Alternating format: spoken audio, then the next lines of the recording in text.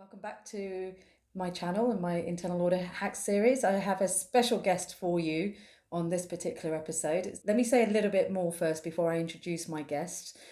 So this video, this particular episode is all about self-awareness and how we get better at it.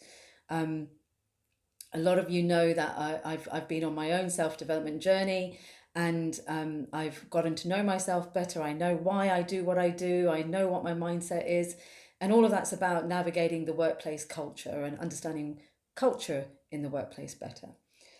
So in this episode, what I really wanted to do was sort of give light to and visibility to this particular program that's helped me, and invite my guest here to sort of talk through all of that and explain why we perhaps how we show up in the workplace and why that's important. So she's the founder of Equality Pioneers, an organization that focuses on inclusion and belonging. I really love that. So they're inclusion and belonging experts, creating the culture of inclusion and the culture of belonging in the workplace. And she's also the author of and founder of something called the Authentic You movement. Now, the Authentic You movement is a community of people who want to raise their game and be more self-aware and focus on their self-development. And that's what I've been doing in the past year, as I've just said. But what's really nice about it is that it helps you sort of acknowledge your differences and be authentic to yourself and accept the complete package that we are, and accept all of that. And all with the idea that we're trying to achieve our goals and be successful. So that's what the Authentic You movement has done for me. But I'm going to introduce you to my good friend and mentor, Ishreen Bradley. So thank you for being here. Oh, my pleasure, Cami. Thank you for being interviewed. Sure. It was a bit of a long ramble at the beginning, but I loved listening to it. Thank you. So let's start with explaining what Authentic You is. Sure. But before we get there, perhaps just give, if you don't mind sharing a little bit about yourself with the viewers. Yes. To introduce you. Oh, thank you. So I see myself as a global change maker, and my passion is really that everybody gets a fair crack at work. And so I work with individuals and I work with organizations to make sure that people can experience being valued, being connected to each other, and feeling safe. Yeah. Because I think fundamentally, if each of us can have those three things where we work, we can feel safe to let our authentic selves show up. And to what you were saying, Cami, that'll create much more productive, much more effective cultures within organizations. Yeah, no, that's good. That's it, really, isn't it? Yeah. So what is it? What is it about being authentic? What does that actually mean? Because I think it's a term that can be bandied about a bit, and you hear it in the workplace about being more authentic. But I know you've done some research in this area. I know this is something you're passionate about. So let's sure. talk a little bit about that. For me, being authentic is really being able to show up at work as yourself, not blocked, not stopped by your concerns about how you're going to be perceived. Now, we're all professionals, right? So we need to show up at work in a way that other people can hear us. But what we focus on in the Authentic You movement is, how can you do that? How can you show up as yourself and still be the way other people can hear who you really are and value that, rather than, we have a tendency, don't we, to go into work to protect ourselves and to hide what's different about us. Yes. Yeah, I get that. I do get that. Yeah. You see that? We're like, oh, I don't want to show up as a woman. I don't want to be treated differently as a woman. I don't want to show any of my cultural values, any of the things we do in our community, or those norms. No, I've got to go in and be like a 45-year-old white man in order to succeed. Yeah. And I actually don't think that's the recipe for success. Partly because, if you do that, you're killing yourself. You might not think that, but you're really suppressing who you are, and that has an impact on your health, your mental health, and actually your physical health. That's really serious. That's really serious. It is, and right? I think there's such an emphasis now at the moment on employee engagement, employee well-being, and Yeah. there is a bit more around organisations focusing more on their employees. I don't think the world is there yet. There are some organisations that are moving towards that space, but I think you're absolutely right. It does come down to how we are individually, how we take care of ourselves, and being authentic is so much part of that. So important. So that's your health, and then people can tell, right? When you're putting up a front, people can tell. They might not know why you're doing it or what's going on in your head, but they're kind of like, all right, there's something a bit fishy about how this person's being, right? And they can sense that, and that gets in the way of your career success, actually. Sure. Because they don't think you're being honest with them. They're not seeing the true you, so they don't connect with you. They don't trust you, and that is why a lot of women, and our research actually is showing this, that is why a lot of women don't progress. You might have been in these meetings where you kind of say something and then it's not heard, and then your colleague says something 30 seconds later, a white male, and suddenly the person chairing the meeting says, that's a really great idea. Oh, absolutely, Right? No, I've been there. I've had the whole sort of experience of being compared to my male colleagues, and being described as being someone who's probably a little bit more aggressive, or because I didn't fit the mold of being a woman, female, Asian, who should be what? I'm 5'2". If you know how tall I am, I'm 5'2". And I do speak my opinion. I do say what I believe, but actually not everyone wants to hear that. That's right. And that's sometimes an obstacle, isn't it? And it creates doubt for yourself, because how do you show up being authentic in that position? Exactly. And that's what I've noticed has shifted in you and the other people in the community now, is that you can say that, right? Yeah. You say what there is to say, but you say it in a way that they can hear you. Yes. Yeah. And there are tools and strategies for being able to do that. For me, if you don't mind me saying, I think the whole thing around being authentic lends itself to helping us increase our confidence. Yes. It helps us with this word gets bandied about as well, having gravitas. Yes. Right? Such a beautiful word. I but I don't know if anyone really knows what it means. But having gravitas, that level of seriousness that comes with knowing your opinion, and knowing that it matters, and that you've got something to say, but you say it with authority and confidence. Yes. So being authentic for me is demonstrating that. Exactly. But also, it's not about being aggressive or being bullish or needing to be the loudest. You can say it so quietly. Yeah. But when you know who you are and you trust what you're saying, it lands, right? Yeah, absolutely. Absolutely. So crucial.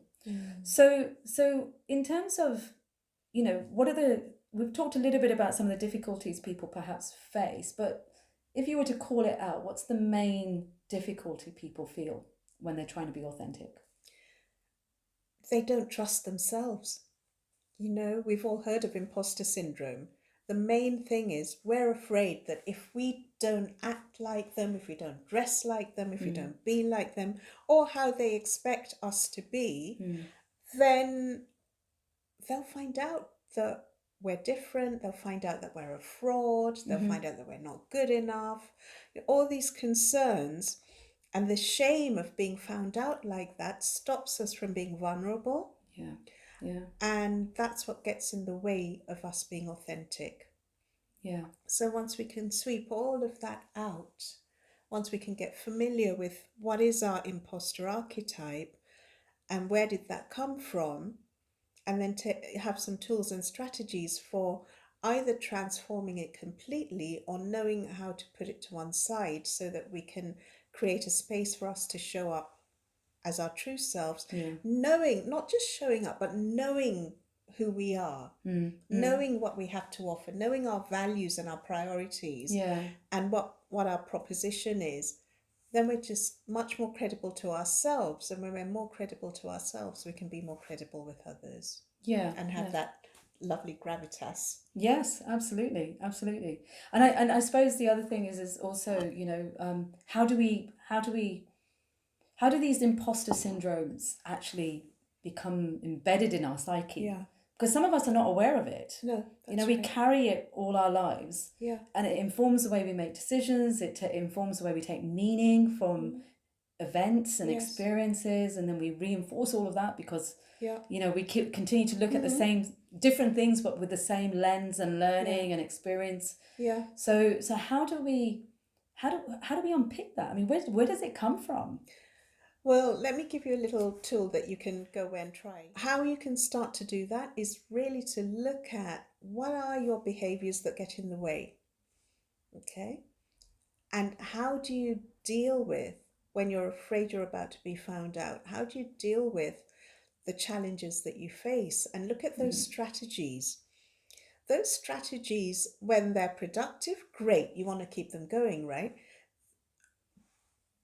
They're only productive if they energize you Yeah, and they make you feel effective. yeah, yeah, If they don't energize you, if they drain you of energy, if they don't produce the results you want, or they're putting a lid on your performance in some way, just take that strategy that you've been using and look at it and see, is it still valid today? Is this helpful for me? yeah, yeah, If it's not helpful, then what you want to do is deconstruct it. And the way to deconstruct it is to go back in time and look at where that strategy got formed. yeah, Most likely it got formed in your early childhood. yeah, yeah. Okay. I get that. Yeah. So in my case, I was 5 years old. My brother was born. I went into my bedroom to give my mum a hug. Yes. And she told me to get out of the room. Yes. And I was devastated. Right. I was like, but my mum loves me. I went back to give her a hug. She said, no, go out now. And that was the point where I decided my mother didn't love me, that my baby brother was more valuable than I was. Yeah. And then yeah. I started building strategies. Now I'm a bit of a rebel. So my strategy was, I'm going to show them, I'm going to be more successful than any other boy in my family. And I was. Right? And that was a strategy that did work for me up to a certain age. But then what it cost me was love and affinity and connection. Yes. Yeah. So I had to deconstruct that to be able to create. It's really interesting, really interesting. And I remember when we worked together last year, and what came up for me, and going back to those early experiences, and the question that I've always been driven with, that I realized was driving a lot of my decisions, and was the question of it's a very common question that people ask, but do I matter? Am I, so in a workplace environment, that might be, am I doing enough to make myself matter more? Yeah. So I would work harder and then Yes. say to myself, and I still sometimes say this, but don't tell anyone. But I still sometimes say to myself, I'm not working hard enough. Because if I'm not working hard enough, then I don't matter enough. That's right. Right. So, That's right. but I'm a lot more aware of that now. Yes. But when I go back to my childhood to understand where that came from, well, some people know this, or most people know this, but my surname was different from my entire family, right? So my father, I'm the youngest of three, and my father gave me, and there's a whole story behind it. So if any of you want to know about it, just contact me. I'm happy to share. But I wasn't adopted. And nothing wrong with that, but that was another story that I was told as a child by my sister. So I'm sorry, my sister, that I'm sharing this publicly. But the story, the thing was that I had a different surname to my parents, and I knew why I had that different surname, but it created a sense of, well, do I matter? Yeah. But I didn't know that had happened, Yeah. because as I got older, and it was only until really working on this last year and thinking about it, actually unpicking it and then realizing where it comes from. And it's nobody's fault. No one, it's just what we learn. That's right. And then you learnt then you start to heal yourself, right? Yes, yeah, And then you start to absolutely. get power around that. And Yeah, then you can still use that strategy like you do now, but it's not coming from a fear. no, It's just absolutely. coming from there's work to be done. Absolutely, Yeah. absolutely. And in my case, I realized all my mother was trying to do was actually feed a newborn baby who Yes, was struggling to feed, yes, yes. and all these decisions that we make as children. Indeed, and nobody there to correct those No, decisions. and it's That all made up, and it's all in our heads, and I nobody know it's knows. so fascinating when you think Right? about this, right? Yeah. But how it play, and I'm sure a lot of people don't think about the stuff, or they think about it, but they don't really realize the influence of our early experiences on how we view the world That's right. and the shape of that world That's right. and so on, and then what we say and do and believed Mm. and just reinforces Mm. itself. And it shapes our whole lives if we let it, you know. So I said it cost me love and affinity. So you might say that's in a home setting, but you remember that thing about the steel suit. Yes, yeah, And so my colleagues couldn't really get to know me. sure, I yeah, might speak about myself for half an hour and they'll still say, I don't know who you are. yeah, Because, or this thing, people only really concentrate their attention on your words for yeah, 7% of what you say, yeah.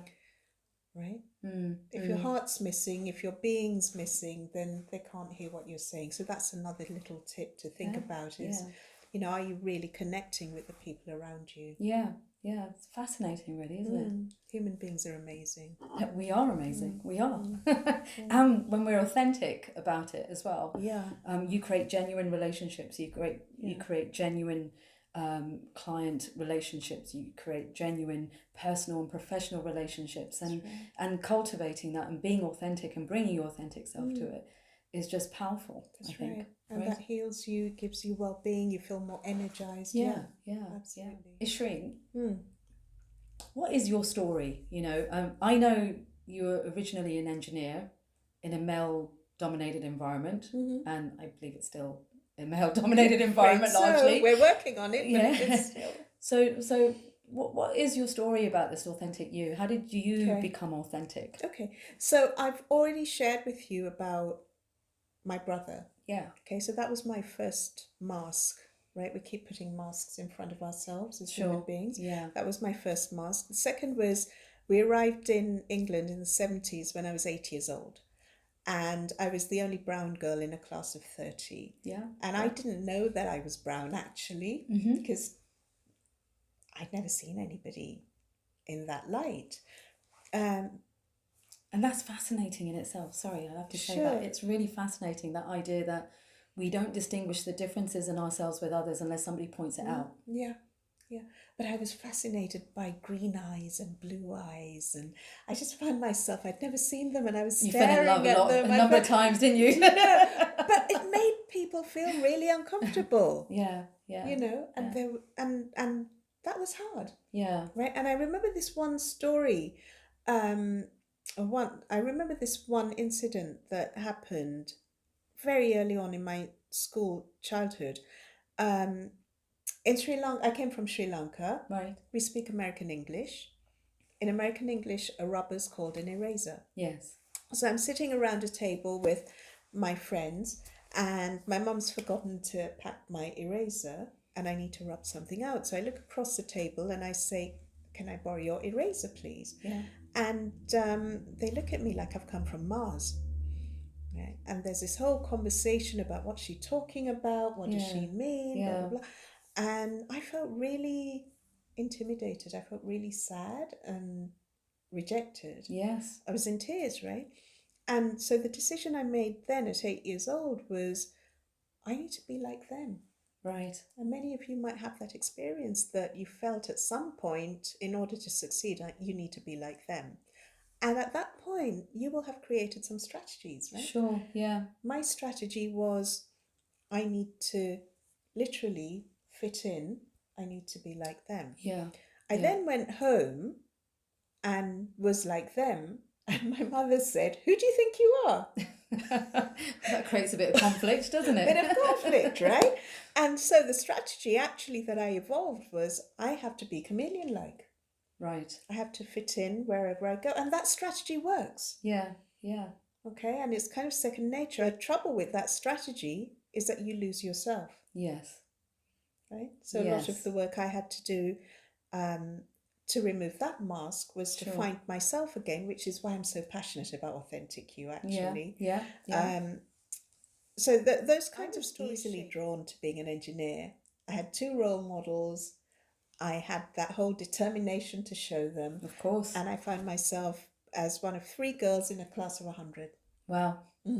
Wow, that must have been challenging. It was confronting, you know. It was challenging. But actually, I loved my job. The people were great. They got to know me. They treated me really well. They gave me good opportunities. Yes. And at some point, I had this thought that some people are getting the really cool projects. And I was kind of lucky. I was one of them. But then there were a few people who just seemed to get the worst projects and the least attention. And so my engineering mind got more interested in human beings than in machines. Yes. And that's kind of like where I first started studying human behaviour. So I got invited to run the training department for that division of 140 people. We did some good work on quality standards. I did a good job. Yeah. And so they sponsored my MBA at London Business School. Oh, nice. Which is amazing, right? And the whole time I was like, is it going to be too much money? Are they going to suddenly say they can't? But they did. They paid. I loved it. It was the most... It's funny you should just say that, because you've just highlighted a doubt you were feeling. Exactly. You were, the whole, do I deserve this? Or that's right. Because they might stop it, because why would they spend so much money on me? Exactly. Right. So it was a lot of money, and the time out of the business.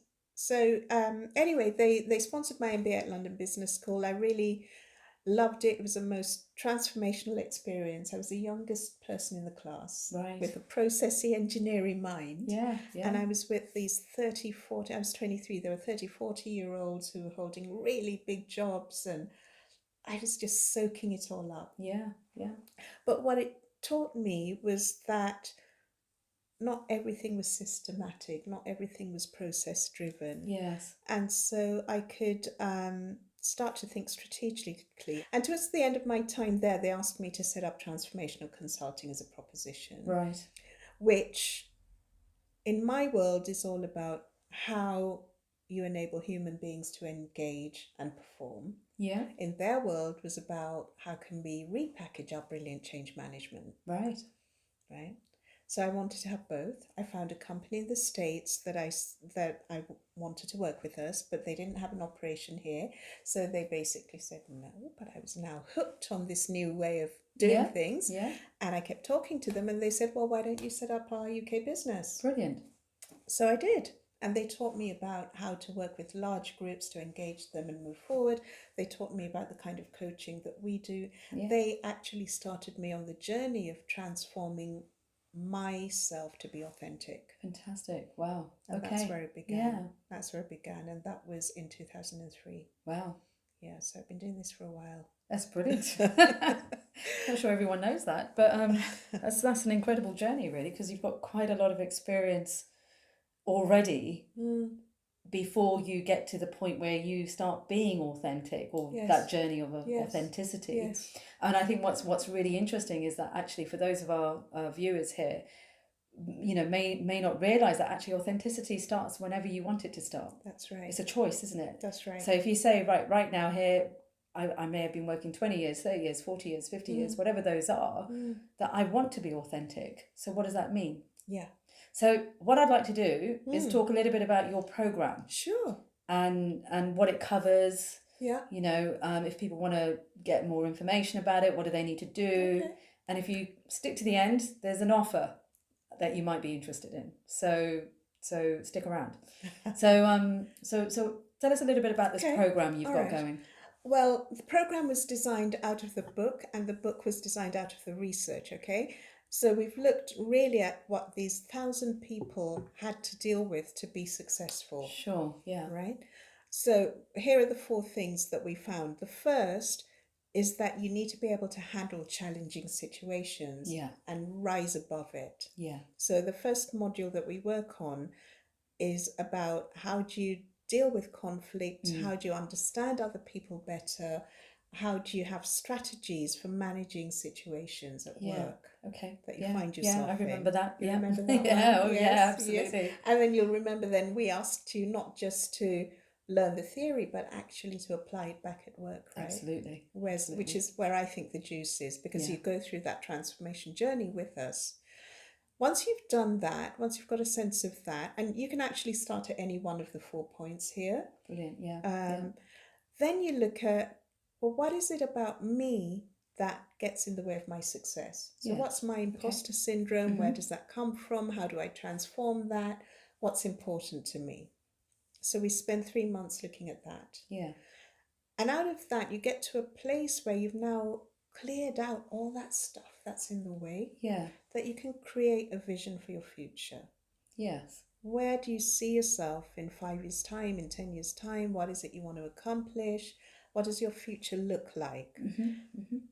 And then from there, you can start to look at your skills that you can bring to support that vision. Yeah. And then what are your strengths? What do you have to contribute? What's your value proposition? So we actually craft it into a proposition that you can take to the people you want to influence. Right. Yeah. Right? Yeah. So now you've got the proposition, but you need to influence them. How? Right? Then we look at how you need to occur as a professional in order to influence those people and have an impact. Yes.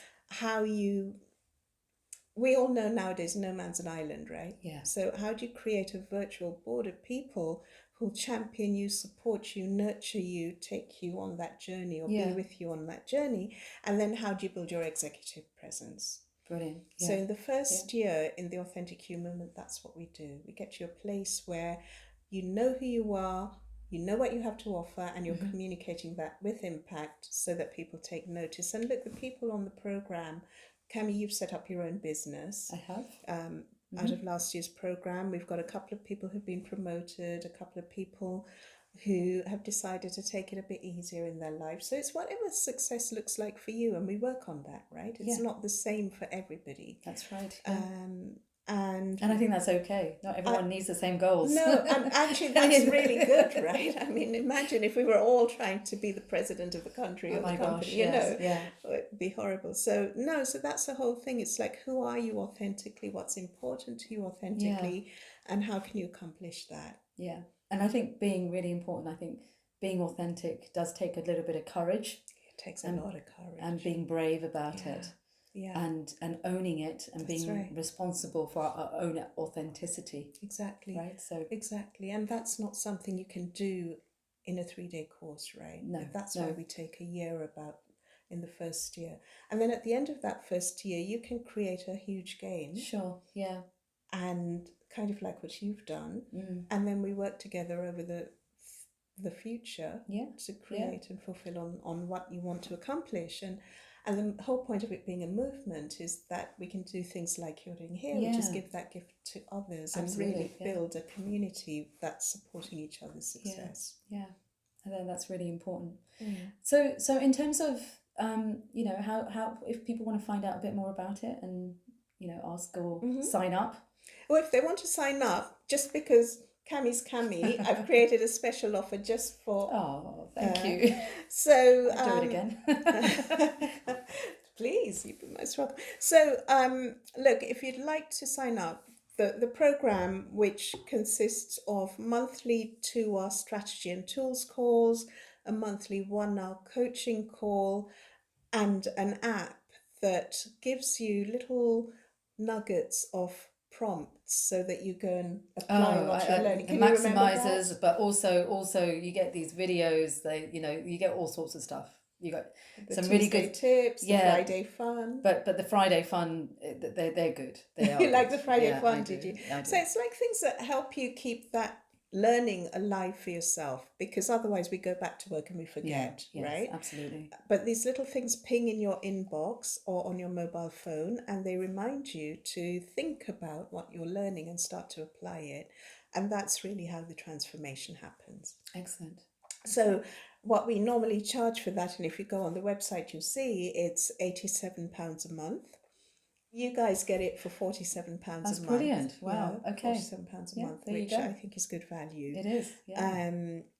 given that where you'll end up at the end of that year is kind of unrecognizable from where you start. Yeah, right? no, I think that's the access to the community, and having all this resource that you can go back to, and continuing the choice to continue to engage is always there, right? So Yeah. so I really believe that actually once you start on this journey, you will always continue. You're a life learner. Yeah, It doesn't absolutely. stop. No, you stay with the Yeah. community, we develop, we grow, we support each other's success, Okay. really.